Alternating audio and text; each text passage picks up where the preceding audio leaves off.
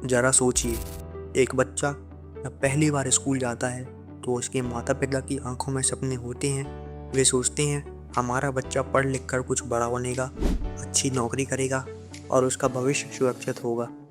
बच्चा भी पूरी मेहनत करता है, सुबह जल्दी उठना, स्कूल जाना, होमवर्क करना, परीक्षाओं का डर, ट्यूशन का दबाव, सालों तक यही चलता रहता है।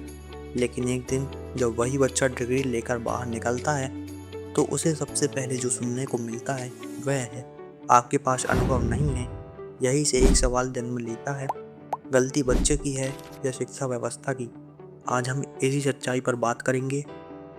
बचपन से हमें एक ही बात सिखाई जाती है, किताब खोलो, याद करो, परीक्षा में लिखो, नंबर लाओ।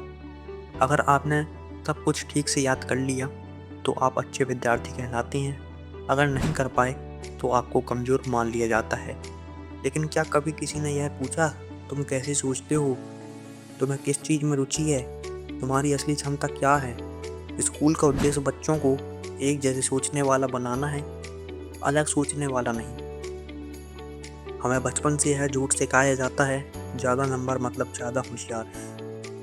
इसी वजह से टॉपर को आदर्श बना दिया जाता है, औसत छात्र को नज़रअंदाज और कम नंबर लाने वाले को नाकाबिल। लेकिन सच्चाई यह है, नंबर सिर्फ यह बताते हैं कि आप कितना अच्छा लड़ सकते हैं, यह नहीं कि आप ज़िंदगी में क्या कर सकते हैं।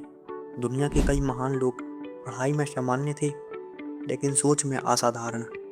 स्कूल के बाद कॉलेज आता है या यह कहा जाता है बस डिग्री ले लो, ज़िंदगी सेट हो जाएगी।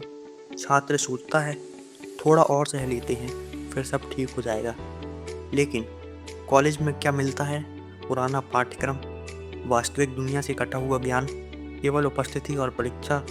जबकि बाहर की दुनिया चाहती है संवाद करने की कला, समस्याओं का समाधान, आत्मविश्वास, नई चीज़ें सीखने की क्षमता। डिग्री हाथ में होती है लेकिन दिशा नहीं। कॉलेज खत्म होते ही असली ज़िंदगी शुरू होती है।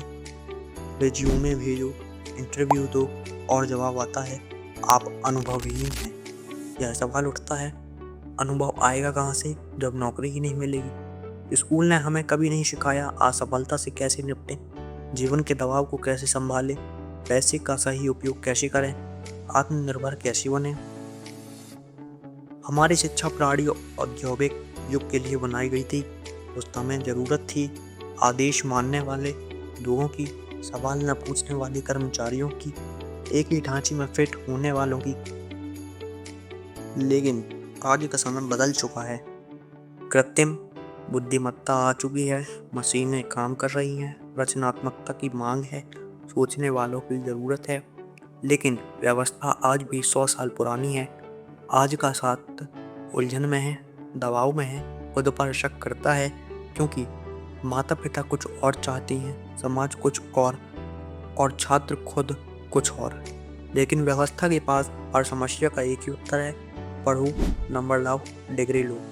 नहीं, यह बहुत ज़रूरी बात है। पढ़ाई कभी बेकार नहीं होती, लेकिन सिर्फ डिग्री के लिए पढ़ना गलत है।